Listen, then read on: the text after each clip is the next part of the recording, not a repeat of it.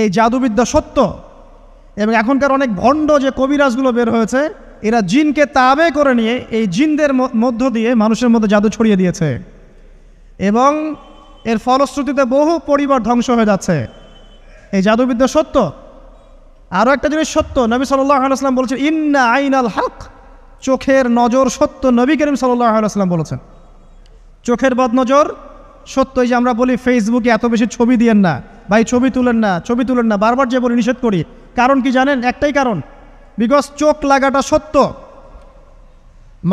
মানুষের চোখ লাগে, এই কথা শুনলে অনেক মজুমদাররা হাসবে না? কথা বুঝতে পারেন নাই? কিন্তু এটা সত্য, কারণ নবী করিম সাল্লাল্লাহু আলাইহি ওয়াসাল্লাম যা বলেছেন সাদাকাল্লাহু ওয়া সাদাকা রাসূলুহুল কারীম, নবী যা বলেছেন, আল্লাহ যা বলেছেন চিরায়ত সত্য। এর বাইরে কোনো সত্য আছে? আচ্ছা দেখেন, আমি বললাম যে জাদুবিদ্যা সত্য। এই জাদুবিদ্যার চর্চা মানুষ করে, এখনও করে, এবং এই জাদু দিয়ে মানুষের ক্ষতি করার জন্যে জিনের প্রয়োজন হয়, দুষ্ট জিন। এই জিনগুলোকে মানুষ তাবে করে মানুষের ক্ষতি করার চেষ্টা করে। দেখবেন এখন গ্রামে গঞ্জে শহরে সব জায়গায় ছড়িয়ে পড়েছে না? দেখবেন, খুব সতর্ক থাকবেন। আমি পরে সলিউশন বলছি আপনাদেরকে। আরেকটা বলেছি, নবী সাল্লাল্লাহু আলাইহি ওয়াসাল্লাম বলেছেন চোখের বদনজর এমন সত্য যে একটা উটকে এই রান্নার ডেকচির মধ্যে ঢুকাই ফেলতে পারে। মানে একটা উট খুব সুন্দর ভালো, আপনি দেখছেন মাশাআল্লাহ বলেন নাই, নজর লেগেছে, উটটা মারা গেছে দেন, তারপর তাকে জবাই করে খেয়ে ফেলতে হয়েছে। একজন সাহাবী গোসল করছিলেন, গোসল, এটা হাদিস সহিহ। এই যে আলেম ওলামা যারা আছেন তারা জানেন যে এই হাদিস সহিহ। একজন সাহাবী গোসল করছেন, তার গায়ের চামড়াটা খুব সুন্দর ছিল, একদম স্কিনটা অনেক সুন্দর থাকে না এমন কিছু মানুষ? আচ্ছা, এখন আরেকজন সাহাবী এই গোসল দেখছেন দূর থেকে, দেখে বলছেন যে কি চমৎকার তার শরীরের রংটা, যেন কুমারী নারীর মতো, অনেকটা এমন একটা কথা তিনি বলেছিলেন। সাথে সাথে এই সাহাবী অজ্ঞান হয়ে পড়ে গেছে। কোন সাহাবী? যিনি গোসল করছিলেন। এখন এটার আপনি কোনো ব্যাখ্যা দিতে পারবেন না তো, এখানে কোনো সায়েন্স দিয়ে বা মেডিকেল সায়েন্স দিয়ে আপনি কোনো ব্যাখ্যা করতে পারবেন না। একটা ব্যাখ্যা দিতে পারেন, কিন্তু কেন সেটা হলো সেটা আপনি অ্যান্সার খুঁজে পাবেন না।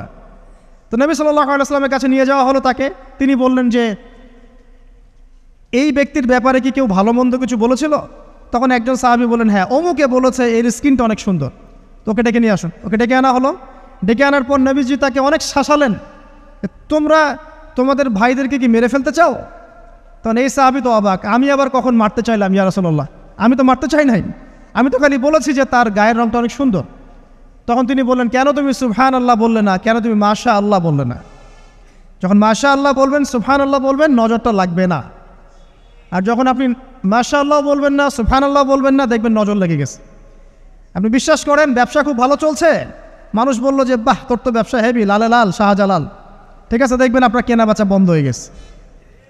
এরকম হবে, আমার কথাটা বিশ্বাস করেন।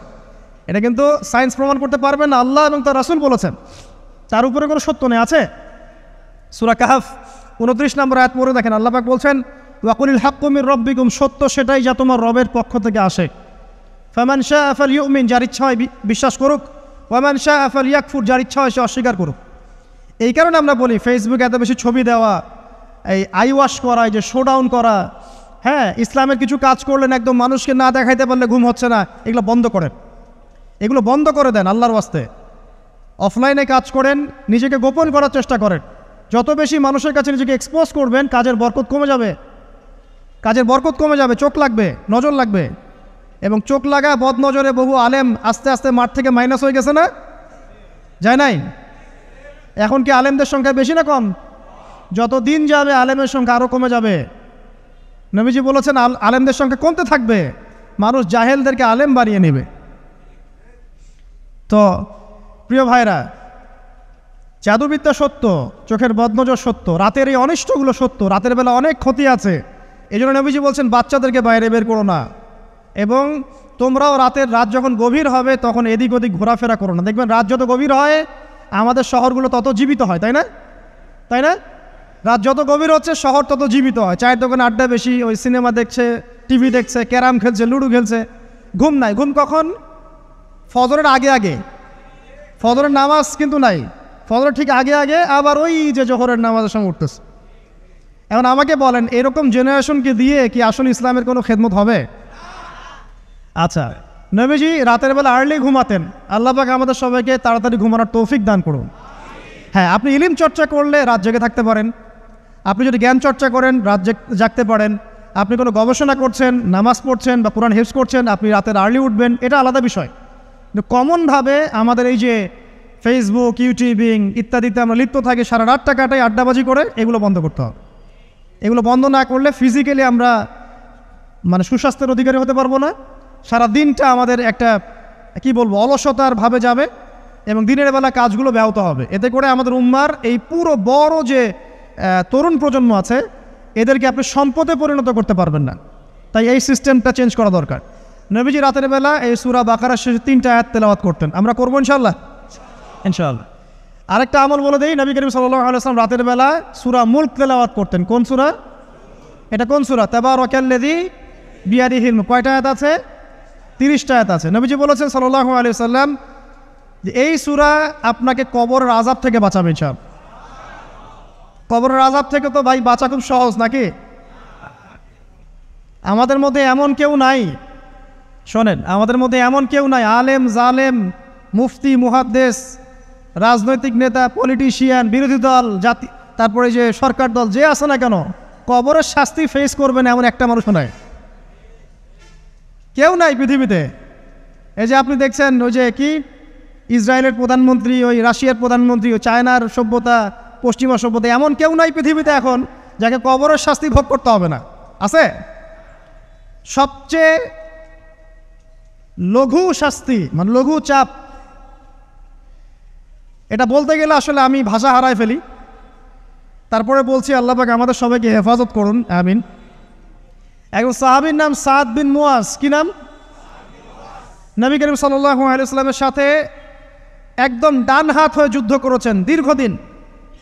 বদর তিনি বীর সেনা, উহুদের বীর সেনা, ঠিক আছে, খন্দকের যুদ্ধেও বীর বিক্রমে যুদ্ধ করেছেন। তিনি আনসার সাহাবী, একদম মদিনার নেতা সাহাবী। সব সাহাবী কিন্তু একরকম নন, কেউ ছিলেন নেতৃস্থানীয় সাহাবী, তিনি ছিলেন একজন নেতৃস্থানীয় সাহাবী, ঠিক আছে, সাদ বিন মুয়াজ। নবী করিম সাল্লাল্লাহু আলাইহি ওয়াসাল্লাম এত ভালোবাসতেন তাকে, এত ভালোবাসতেন যে তাকে নিজের মনে করতেন যে সাদ বিন মুয়াজ আনসাররা আমার নিজের। চারটাখানি কথা। এই সাহাবীর খন্দকের যুদ্ধে এই যে হাতের এই দিকে সম্ভবত হাতের এই রগের মধ্যে একটা তীর এসে লাগে এখানে, এবং তীরটা তিনি বের করতে গিয়ে রক্তটা ছিঁড়ে যায়। এরপর ফিনকি দিয়ে রক্ত বের হওয়া শুরু হয়। চিকিৎসা করে করে রক্ত বন্ধ করা যায় নাই, এবং এই রক্তের প্রবাহিত রক্তেই আল্লাহর ইচ্ছায় তিনি শাহাদাত বরণ করেন, তিনি ইন্তেকাল করেন। নবী করিম সাল্লাল্লাহু আলাইহি ওয়াসাল্লাম প্রচণ্ড ব্যথিত হন, মানে মনটা তার খুব নরম হয়ে যায় সাদ বিন মুয়াজ রাদিয়াল্লাহু আনহুর জন্য। তো এই সাহাবীর যখন জানাজার নামাজ পড়ানো হচ্ছে, নবীজি বলছেন 70,000 ফেরেশতা তার নামাজে অংশ নিয়েছে। আর এই সাহাবীকে যখন কবরে শোয়ানো হয়েছে, নবী করিম সাল্লাল্লাহু আলাইহি ওয়াসাল্লাম পরে জানিয়েছেন কবরের যে মৃদু চাপ, সাদ বিন মুয়াজ রাদিয়াল্লাহু আনহুর কবরেও সেই মৃদু চাপ দেওয়া হয়েছে। আমি কি বুঝাতে পারলাম ভাই? আমাদের কোনো দাম আছে এখনকার পলিটিশিয়ানদের কোনো দাম আছে? এখনকার সমাজ নেতার কোনো দাম আছে? এখনকার সুদখোরদের কোনো দাম আছে? এই ঘুষখোর দুর্নীতিবাজদের কোনো দাম আছে? আমরা যারা কাঠমোল্লা হয়ে আছি আমাদের কোনো দাম আছে? সাদ বিন মুয়াজ রাদিয়াল্লাহু আনহু যদি কবরের শাস্তি তাকে না ছাড়ে, প্রশ্নোত্তর পর্ব তাকে না ছাড়ে, আমরা পার পাবো? নবী করিম সাল্লাল্লাহু আলাইহি ওয়াসাল্লাম বলছেন সূরা মুলক তেলাওয়াত করো রাতের বেলা, ইনশাআল্লাহ সূরা মুলকের তেলাওয়াত কবরের আযাব থেকে তোমাকে বাঁচান। আর আমাদের তো ভাই কবরে সবাই সাথে যাবে না, গার্লফ্রেন্ড যাবে না, বাপ মা ভাই বোন সবাই যাবে না। একজন ব্যক্তি সুদ খাচ্ছে, জিজ্ঞাসা করে দেখেন কেন খায়, বলবে তার সন্তানের জন্য খায়, তার বউয়ের জন্য খায়, তার মা বাবাকে দেখতে হবে তাই খায়, তাই না? একজন ব্যক্তি ঘুষ খায়, বলবে আমার পরিবারের জন্য খাই। একজন দুর্নীতি করছে, পুকুর চুরি করছে, বলবে দুর্নীতি করছে আমার পরিবারের জন্য খাই, পরিবার ভালো থাকবে। সবার একই এক্সকিউজ যে পরিবার যেন ভালো থাকে, আমার সন্তানরা যেন ভালো থাকে, আগামী প্রজন্মের জন্য কিছু রেখে যেতে পারি, তাই না? এরকম একটা মানুষও কি আপনার সাথে কবরে যাবে? আর এই বোকা মানুষ কেন বোঝে না যে আপনার কবরে আপনাকেই যেতে হবে? তাহলে আপনি কি কারণে অন্যের কারণে নিজের পরকাল নষ্ট করছেন? অন্যের সুখের জন্য আপনি আপনার পরকাল নষ্ট করছেন। সুদ খাচ্ছেন, দিব্যি মায়ের সাথে জেনা করছেন। আপনাদের এলাকায় নাকি সুদের সমস্যা অনেক বেশি। কয়েকটা হাদিস বলে দেই, আমি ওদেরকে আক্রমণ করতে আসি নাই, আমি শুধু তাদেরকে 3টা হাদিস শোনাতে এসেছি। 1 নম্বর হাদিস শোনেন। আল্লাহর নবী মুহাম্মদ সাল্লাল্লাহু আলাইহি ওয়াসাল্লাম বলেছেন, সুদের পাপের 73টা শাখা আছে। কয়টা? কোনো হাদিসে 70টাও আছে, কোনো হাদিসে 73টা আছে। বলছেন যে সবচেয়ে নিচের শাখাটা হচ্ছে, সুদের পাপের সবচেয়ে নিচের শাখা হচ্ছে যে যেন কোনো ব্যক্তি তার মাকে রেপ করলো, তার মাকে ধর্ষণ করলো। 1 দিরহাম যে ব্যক্তি সুদ খায়, সহিহ বুখারীতে আরেকটা হাদিস এসেছে, সে যেন 36টা মেয়েকে ধর্ষণ করলো। আর আমি একটা কথা বানায় বলছি না, যদি বিশ্বাস না হয় কওমি মাদ্রাসা আছে, আলেম ওলামা আছে, গিয়ে বুখারী খুলতে বলেন, পড়তে বলেন, খালি একবার পড়তে বলেন, দেখেন যদি না থাকে তাহলে আমাকে এর সাথে থাপ্পড় দিয়ে দেয়। যদি না থাকে হাদিস এটা, তাহলে আমার গালে একটা থাপ্পড় দিয়ে যায়। আর যদি থাকে তাহলে আল্লাহর রাস্তায় সুদ খাওয়া ছেড়ে দেন। কোনটা করবেন? চ্যালেঞ্জ করবেন? নবীজি বলেছেন, 1টা দিরহাম যে ব্যক্তি সুদ খায়, দিরহাম মানে কি? রৌপ্য মুদ্রা। এটা এখন দেখতে পারবেন না, জাদুঘরে আছে।